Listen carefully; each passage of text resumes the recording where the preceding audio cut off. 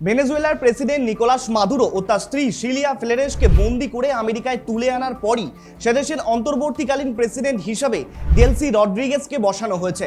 যদিও ট্রাম্প দাবি করছেন ভেনেজুয়েলা থেকে আমেরিকায় প্রচুর পরিমাণে ড্রাগ সাপ্লাই হতো, আর তার জন্যই ভেনেজুয়েলায় এয়ার স্ট্রাইক চালিয়ে প্রেসিডেন্ট মাদুরো ও তাঁর স্ত্রীকে আটক করা হয়। কিন্তু এর পিছনের আসল কারণ হচ্ছে তেল, যা আমরা আগেই আলোচনা করেছি। আর ট্রাম্পের মন মতো অন্তর্বর্তীকালীন প্রেসিডেন্ট ভেনেজুয়েলায় বসানোই তা আরও সহজ হয়েছে। কিন্তু কিভাবে এই অসাধ্য সাধন হলো দেখুন। 2024 সালে যেমন একটা লু ফল খুঁজে বাংলাদেশের হাসিনা সরকারের পতন ঘটিয়ে অন্তর্বর্তী সরকারের দায়িত্ব দিয়েছিল নিজের মন মতো মোহাম্মদ ইউনূসকে, ঠিক তেমনই বহু চেষ্টা করেও কিছুতেই ভেনেজুয়েলার তেলের ভান্ডারে সরাসরি হস্তক্ষেপ করতে না পেরে ড্রাগ সাপ্লাইকে হাতিয়ার করে ভেনেজুয়েলার প্রেসিডেন্ট মাদুরোকে আটক করে এবং অন্তর্বর্তী প্রেসিডেন্ট হিসাবে নিজের মন মতো ডেলসি রড্রিগেজকে বসায়। আর তারপরই ভেনেজুয়েলার তেলের ভান্ডারে হস্তক্ষেপ করতে পেরে যায়। ট্রাম্প নিজে ট্রুথ সোশ্যালে লেখেন 3 থেকে 5 কোটি ব্যারেল উচ্চমানের তেল আমেরিকাকে বিক্রি করবে অন্তর্বর্তী প্রেসিডেন্ট ডেলসি। অবশ্য এই বিষয়ে ডেলসি এখনো কোনো মন্তব্য করেননি। একসময় আমেরিকায় সব থেকে বেশি তেল কিনতো ভেনেজুয়েলার কাছ থেকে, কিন্তু বিভিন্ন নিষেধাজ্ঞা জারি হওয়ায় তা বেশ ফিকে হয়ে পড়ে। তাই বর্তমানে চীন হলো সব থেকে বেশি তেল ক্রেতা। কিন্তু একটা বিষয় ভাবুন, আমেরিকা যখন নিজের পছন্দসই প্রেসিডেন্টকে বসিয়েছে নিজের কার্যসিদ্ধির জন্য, তখন কি চীন আর কোনো পাত্তা পাবে? না, পাবে না। তার কারণ ট্রাম্প বলছেন ভেনেজুয়েলার কাছ থেকে একেবারে বাজার দরে তেল কিনবে এবং লেনদেনের যাবতীয় টাকা তার কাছেই থাকবে। তবে সেই টাকা তিনি আমেরিকার সঙ্গে ভেনেজুয়েলার উন্নতিতেও কাজে লাগাবেন। এবং যেহেতু ভেনেজুয়েলার অন্তর্বর্তী প্রেসিডেন্ট আমেরিকা ঘেঁষা, তাই চীন তেমন কোনো সুযোগ পাবে না বলেই মত একাংশের। মাদুরো ও তার স্ত্রীকে আটক করার পরপরই আরও 3টি দেশ মেক্সিকো, কিউবা এবং কলম্বিয়াকে হুমকি দিয়েছে ট্রাম্প। মনে করা হচ্ছে ভেনেজুয়েলার পর এবার এই দেশগুলোর সরকার উৎখাত হতে পারে। এর পাশাপাশি ট্রাম্পকে বলতে শোনা গেছে গ্রিনল্যান্ডের নিরাপত্তার জন্য নিজেদের দখলে রাখবেন গ্রিনল্যান্ড। কিন্তু ট্রাম্প হঠাৎ কেন গ্রিনল্যান্ডকে নিয়ে চিন্তা করছেন? আরও তো অন্যান্য দেশ রয়েছে, তাদের নিয়ে কেন মাথা ঘামাচ্ছে না ট্রাম্প? কারণ গ্রিনল্যান্ড হচ্ছে বরফে ঢাকা, তবে এই বরফ গলে গেলে তা সরাসরি পানীয়র উপযোগী। আবার সেখানে রেয়ার আর্থ মিনারেলও রয়েছে। তেমনি বরফ গলে গেলে একটা সমুদ্র পথ খুলে যাবে, যা ভবিষ্যতে আমেরিকাকে কৌশলগত দিক থেকে বেশ লাভজনক করবে। এবার যেহেতু ভেনেজুয়েলার তেলের ভান্ডারে সরাসরি হস্তক্ষেপ করার ছাড়পত্র মিলল, তাই আমেরিকা সেটিকে নিজের স্বার্থে যথেচ্ছভাবে ব্যবহার করবে এবং মুনাফা কামাবে, যার খানিকটা প্রভাব ওই গ্রিনল্যান্ডের ওপর পড়বে বলেই অনেকের মত। আর সেই কারণেই আগে থেকে ট্রাম্প নিরাপত্তার বাহানায় গ্রিনল্যান্ডকে নিজের দিকে করে নিতে চাইছে। যদিও বর্তমানে গ্রিনল্যান্ড ডেনমার্কেরই অংশ, তাই ডেনমার্ক এর কড়া আপত্তি জানিয়েছে। কিন্তু ট্রাম্পের পরপর কার্যালাপ লক্ষ্য করলে দেখা যাবে ট্রাম্প সর্বদা সবাইকে দমিয়ে রেখে নিজের আধিপত্য বিস্তার করতে চায়। তাহলে আর একটা বিষয় খেয়াল করুন, যদি ট্রাম্প গ্রিনল্যান্ড দখল করে তাহলে আমেরিকাকে আর কারোর সাথে বর্ডার শেয়ার করতে হবে না। অর্থাৎ তখন আমেরিকার চারপাশে শুধু জল আর জলে ভরে যাবে এবং সেখান থেকেই স্বৈরাচারী শাসন চালাবে আমেরিকা। অনেক বিশেষজ্ঞ বলছেন ট্রাম্পের বাড়বাড়ন্ত দিনে দিনে বাড়ছে। তার বিরুদ্ধে কেউ কথা বললেই সে খারাপ হয়ে যাচ্ছে, কোনোভাবেই তাকে দমানো যাচ্ছে না।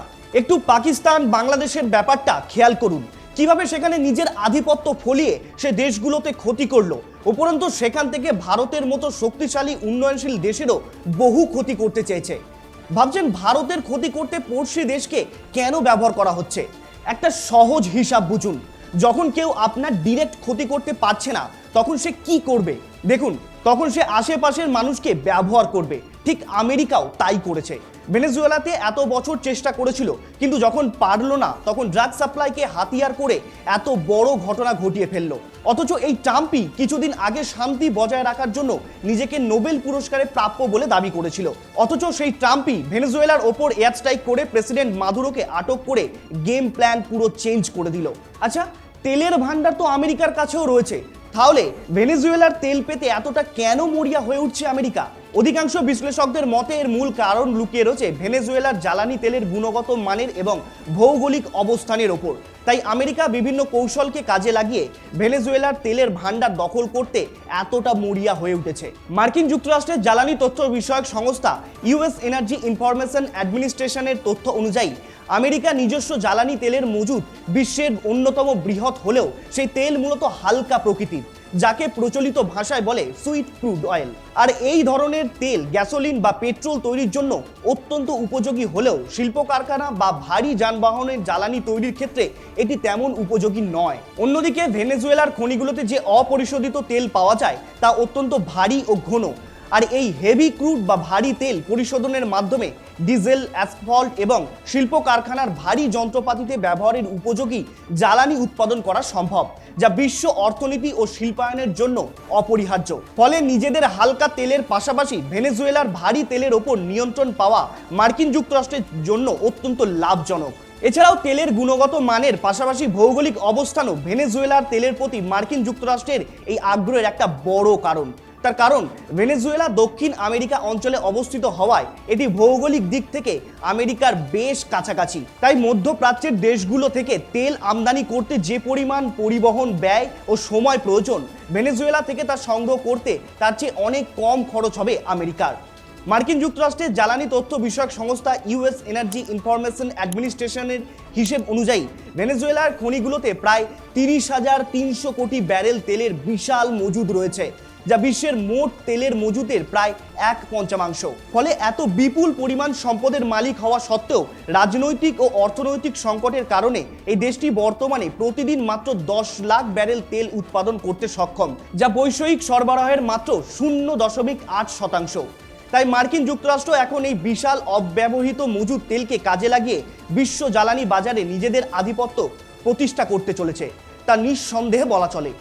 এক কথায় আমেরিকা এমন এক দেশ যার সঙ্গে ঘনিষ্ঠ বন্ধুত্ব করলেও মুশকিল, আবার শত্রুতা করলেও মুশকিল, কারণ সব দেশের ওপর জোর খাটিয়ে সে নিজের আধিপত্য বিস্তার করে। আমেরিকার আসল লক্ষ্য গোটা বিশ্বে নিজেকে সব থেকে বেশি হাইলাইট করা এবং বিশ্বের রাজা হয়ে থাকা। এ বিষয়ে আপনাদের কি মত জানান কমেন্ট করে। এরকম বিস্তারিত আলোচনার ভিডিও পেতে আমাদের চ্যানেলটিকে অবশ্যই সাবস্ক্রাইব করবেন। দেখা হচ্ছে পরের একটি ভিডিওতে। ধন্যবাদ, সকলে ভালো থাকবেন।